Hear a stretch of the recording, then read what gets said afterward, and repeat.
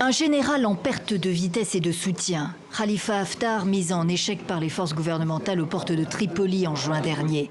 Voilà qu'il redonne de la voix quelques jours après l'annonce d'un accord de cessez-le-feu entre camps rivaux dans la Libye divisée. Signataire de cet accord, Fayez El-Sarraj, chef du gouvernement reconnu par l'ONU d'une part, qui tient l'ouest du pays, et Aguila Saleh, président du Parlement élu de Tobrouk d'autre part, pour le camp Haftar qui contrôle lui l'est du pays.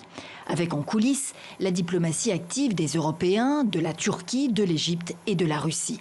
Or, Khalifa Haftar dénonce une machination. Pourquoi il dit que c'est une machination de la Turquie? Parce que c'est vrai que l'Égypte conçoit, dans le contexte de ce qu'on a vu depuis vendredi, une sorte de quasi-entente avec son ennemi qui est la Turquie.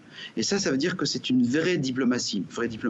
Ça commence quand deux ennemis commencent à se mettre un petit peu d'accord. Et ça, c'est une menace existentielle pour un personnage comme le maréchal Haftar, qui a tout intérêt à revenir vers une dynamique de guerre, une guerre frontale.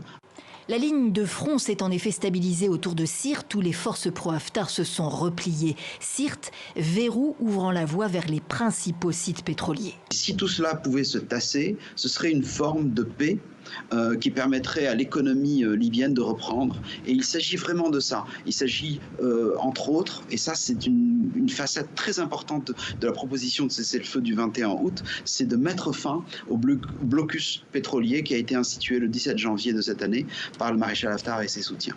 Pour le reste, l'accord fait l'objet de deux communiqués distincts et de divergences sur la démilitarisation et l'après-élection. Il sera difficile à mettre en œuvre de l'avis des experts.